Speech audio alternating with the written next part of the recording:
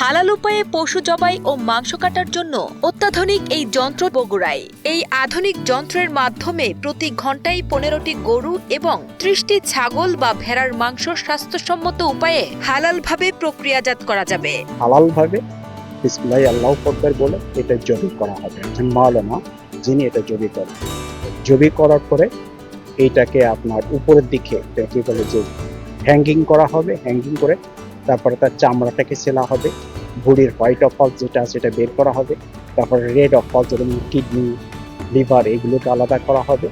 গরুটাকে as per কষায়ের যেমন চায় 8 খণ্ড, 16 খণ্ড, 12 খণ্ড বা ছোট ছোট পিস করে এইটা মেশিনের সাহায্যে একটা গরু কতটুকু ওজন হয়েছে তার মাংস এবং অন্যান্য হাড় সহ এটা অটোমেটিক স্কেলেই এটা করা হবে।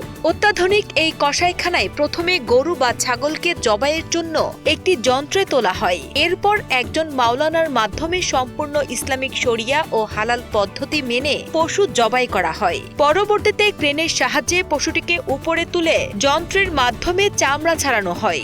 পরে স্বয়ংক্রিয় প্রক্রিয়ায় শূন্যে থাকা অবস্থাতেই ভুঁড়ি অপসারণ ও মাংস কাটার কাজ সম্পূর্ণ করা হয়। এই বৈজ্ঞানিক ও স্বাস্থ্যসম্মত প্রক্রিয়ার মাধ্যমে একদিকে যেমন মাংসের ধর্মীয় পবিত্রতা বজায় থাকে, অন্যদিকে ক্ষতিকর জীবাণু ও দূষণ থেকে মুক্ত নিরাপদ মাংস নিশ্চিত করা সম্ভব। কসাইখানা থেকে এনে কুলিং চেইনের মাধ্যমে কুলার ভ্যানে করে এনে একটা কুলিং সিস্টেমে বাজারে এটা বিক্রি করবেন এবং সেটা তখন জনগণের মূল উদ্দেশ্যটা তখন সফল হবে, স্বাস্থ্যসম্মত একটা মাংস পাবে। প্রতিটি পশু জবাই ও মাংস প্রস্তুত করতে সম্ভাব্য খরচ ধরা হয়েছে প্রায় 1000 টাকা। বগুড়ার জয়পুর পাড়ায় বিশ্ব ব্যাংকের অর্থায়নে প্রায় 11 কোটি টাকার ব্যয়ে নির্মিত এই আধুনিক কসাইখানাটি বর্তমানে সিটি কর্পোরেশনের কাছে হস্তান্তরের অপেক্ষায় রয়েছে। এটি পুরোপুরি চালু হলে শহরে যেখানে সেখানে পশু জবাই বন্ধ হবে এবং সিটি কর্পোরেশনের অনুমোদিত সিল ছাড়া কোনো মাংস বাজারে বিক্রি করা যাবে না। আধুনিক বর্জ্য ব্যবস্থাপনার কারণে কসাইখানাটি পরিবেশ দূষণ রোধের পাশাপাশি ব্যবসায়ীদের সময় ও শ্রম সাশ্রয় করবে।